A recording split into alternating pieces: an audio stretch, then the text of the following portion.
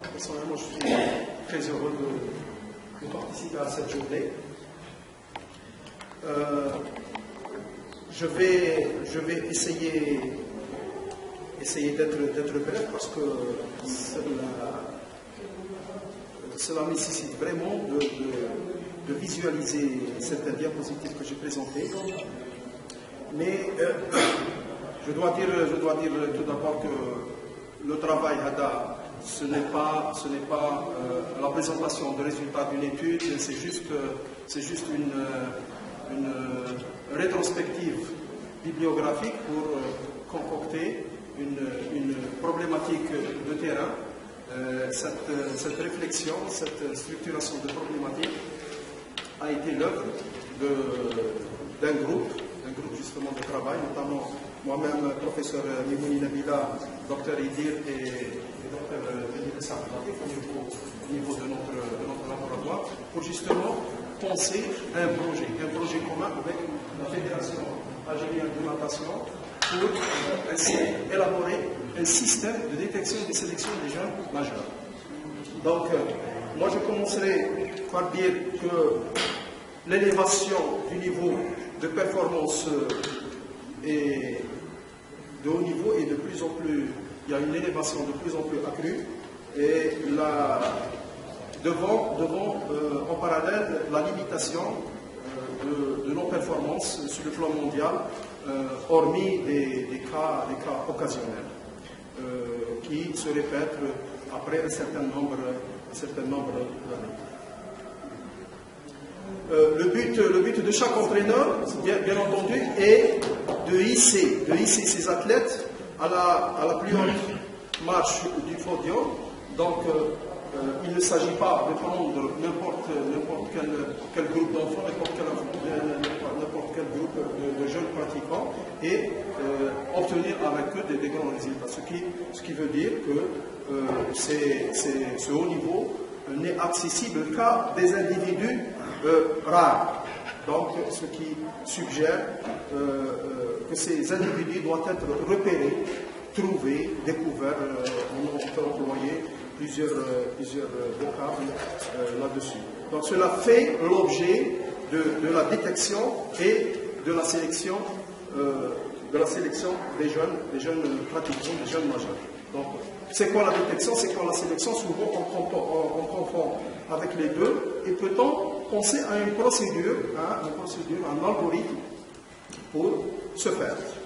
Alors, la détection, c'est l'action de déceler ce qui est caché afin de savoir, parmi une grande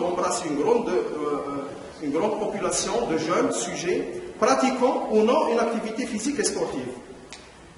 Certains ont plus de chances à long terme. Certains ont plus de chances à long terme, suivant leur capacité requise par l'exercice d'une ou d'un groupe d'activités pratiquées au plus haut niveau. Donc, ce qui veut dire que détecter, on peut prendre une grande population, qui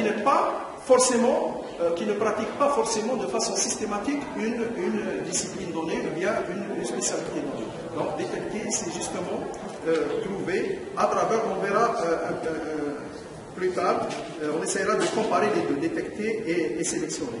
La sélection, elle concerne, bien entendu, un groupe de pratiquants, mais qui ont déjà une pratique confirmée. Et ça, dans le but de participer à un concours, une compétition, etc. Donc, pour la détection, il s'agit de déceler pour le long terme les jeunes sujets aptes à posséder les capacités de haut niveau. Mais pour la sélection, il s'agit de choisir les meilleurs pour faire partie, à court terme, d'une équipe en vue d'une compétition immédiate ou à moyen terme d'une structure d'entraînement telle que les collèges ou bien les CER sportifs, les lycées sportifs ou bien les centres de préparation de l'élite, les préparant à des compétitions de haut niveau. Le type de pratique. Pour la détection, elle s'effectue chez des enfants non pratiquants ou pratiquants nouvellement orientés à une discipline. La sélection, elle s'effectue chez les pratiquants confirmés dans une discipline sportive, voire une spécialité sportive. Quels sont les moyens pour détecter et quels sont les moyens pour sélectionner? Pour détecter, on utilise des moyens comme les épreuves d'évaluation des tests généraux, des épreuves d'évaluation générale et relativement spécifiques. Pour la sélection, on peut utiliser la compétition. On peut utiliser la compétition, les résultats élevés, accompagnés d'une batterie de tests spécifiques. L'entraînement n'a pas eu lieu quand il s'agit de la détection. L'entraînement proprement dit n'a pas eu lieu, ou seulement sous forme d'entraînement de base, d'initiation. L'évaluation, elle concerne surtout l'aptitude générale. Mais quand il s'agit de sélection, l'entraînement spécifique existe. L'apprentissage et le progrès sont aussi mesurés à côté du don, de la qualité des aptitudes initiales du pratiquant. Et, bien entendu, il s'agit de l'évaluation de capacités spécifiques dans la sélection. Donc, là, je vais pas parler des diapos que j'ai présentés, mais je vais essayer de résumer de manière générale la procédure que nous envisageons. Bien entendu, quelles sont les capacités à déterminer, quelles sont les capacités à mesurer pour pouvoir sélectionner, pour pouvoir détecter, pour pouvoir sélectionner. Là, il faut toujours penser à ce concept d'image de référence. L'image de référence, c'est quoi? C'est à travers les exigences, à travers les qualités qui sont développées chez le haut niveau, à travers les modèles, les références de haut niveau, quelles sont les capacités qui déterminent la performance. Les capacités qui déterminent la performance, ou bien les facteurs qui déterminent la performance, sont exprimés à travers des outils de mesure, des outils d'évaluation. Alors, ces facteurs peuvent être d'ordre fonctionnel, d'ordre de constitution, tels que la morphologie, peuvent être d'ordre psychologique, peuvent être d'ordre social, et peuvent être aussi d'ordre environnemental. Alors, à partir de ce moment, les outils sont établis, notamment les tests, les questionnaires, lorsqu'il s'agit d'aspects psychologiques. Une fois cette batterie établie, il y a un recueil de données, à travers justement le rapprochement des évaluateurs, bien des chercheurs, avec les hommes de terrain, avec les entraîneurs, et faire passer une population de pratiquants. Tout à l'heure, j'avais posé la question à M. le secrétaire général de la Ligue algéroise de natation, combien avez-vous de pratiquants en deçà de 12 ans? Il m'a dit, on a à peu près 3000 qui sont recensés. 3000 qui sont recensés, sans parler de ceux qui ne sont pas encore recensés.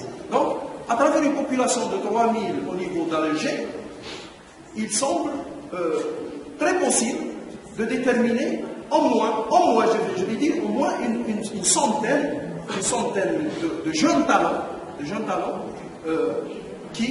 sur lesquels on peut investir plus que les autres. Alors, la procédure consiste à faire passer une batterie de tests, recueillir les données. Bien entendu, quand on fait, par exemple, les tests physiques et les tests techniques, il y a, à travers les experts de la natation, on peut faire un ordre. Quelle est la priorité de la capacité? Quand il s'agit de détecter, il y a un ordre. La technique peut-être peut passer chez une population de 10-12 ans, peut passer avant le physique. Et dans la technique, il y a des variantes. Quelle est la technique qui passe avant l'autre? Donc, sur l'aspect physique, on peut aussi parler d'ordre dans l'aspect physique. La force passe avant, la force explosive passe avant l'aspect d'endurance, l'endurance passe avant la vitesse, ou bien c'est l'aspect de coordination qui passe avant toutes les qualités. Et on peut, bien entendu, à travers cet ordre qui est recueilli à travers les experts, et notamment les chercheurs, à travers les recherches antécédentes ici, faire un ordre et attribuer des coefficients à chaque qualité. Alors une fois on attribue des coefficients, on a des données, on peut concevoir à travers des données statistiques les statisticiens peuvent le faire, nous pouvons aussi le faire au niveau de notre laboratoire. À travers ces données statistiques, on peut concevoir des barèmes. Qui met des décathloniens, on peut attribuer le décathlon pour être un excellent décathlonien ou être qualifié, c'est 8000 points. Donc on peut le faire en natation. On peut le faire en natation à travers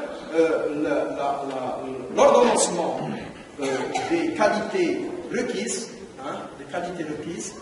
l'attribution des coefficients, la mesure sur le terrain, les statistiques et la conception de barèmes et le classement des sujets à travers ce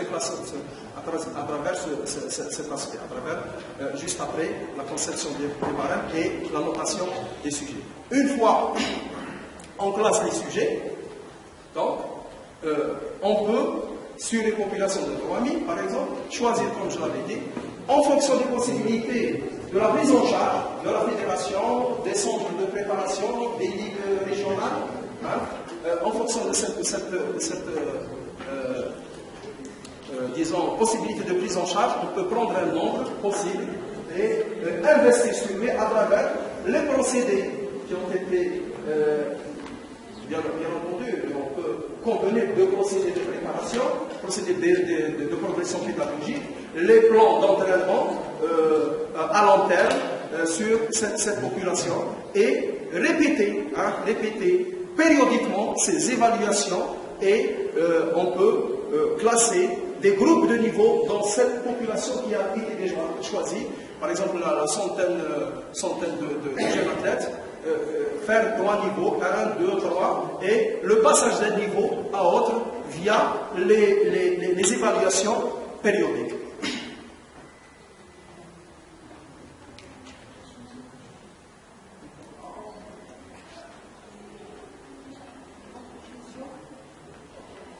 Oui, je vais.